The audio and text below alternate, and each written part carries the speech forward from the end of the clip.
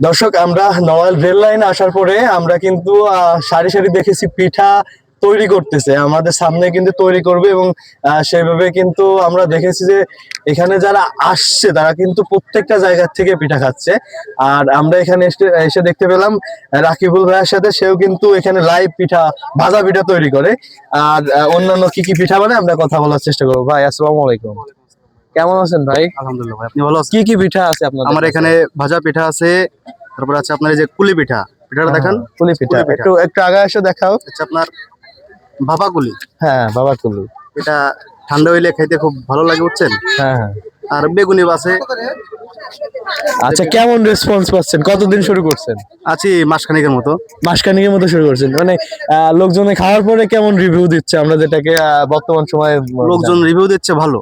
ভালো। হ্যাঁ, মজা খাওয়া দাওয়া করে মজা পাইলে তো রিভিউটা। আচ্ছা, এমন কোনো মজার কাহিনী আছে আপনার এখানে পিঠা কিনতে এসে ঘটছে? এমন কোনো মজার কোনো কাহিনী আমাদেরকে জানাবেন। সেরকম মজার কাহিনী নাই, কিন্তু একটা আছে। একটা লোক আইসে একটা পিঠা খাইছে, হ্যাঁ। খাই একটু ঘুরে আইছে। আসার পরে এখানে মিনিমাম 25টার মতন পিঠা ছিল একসাথে। 25টা পিঠা খেয়ে ফেললো? ওই জায়গায় বসে খেয়ে ফেলেছে। তারপর আপনার প্রশ্নটা কেমন ছিল যে ভাই আপনি কি দেখতেছিলেন? না, আমি তো দেখতেছি, অবাক হয়ে দেখতেছি 25টা তেলের পিঠা একবারে খাই ফেললো।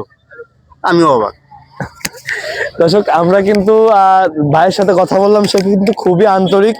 আমরা আসার পরে দেখেছি আপনারা যারা নড়াইল রেলওয়ে স্টেশনে ঘুরতে আসবেন অবশ্যই ভাইয়ার এখানে এসে পিঠা না খান একটু ঘুরে যাবেন। তো ভালো থাকবেন।